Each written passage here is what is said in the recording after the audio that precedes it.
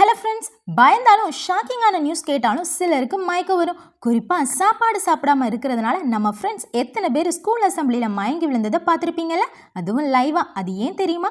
இந்த மயக்கத்துக்கு சிங்கோன்னு அழைக்கப்படுதுங்க. அதாவது தற்காலிகமாக சுயநினைவு இழக்கிறது. சிம்பிளாக சொல்லணும்னா இந்த டைமில் டெம்பரரியாக தேவையான ஆக்சிஜன் சப்ளை பிரெயினுக்கு கிடைக்காதாங்க முக்கிய காரணம்.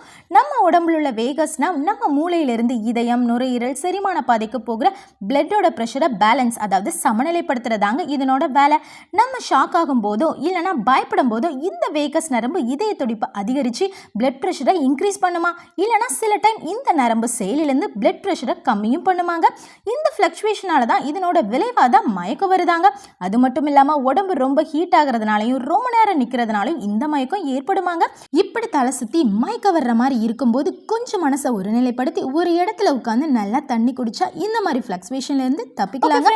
இந்த வீடியோ பிடிச்சிருந்தா மறக்காம சப்ஸ்கிரைப் பண்ணுங்க.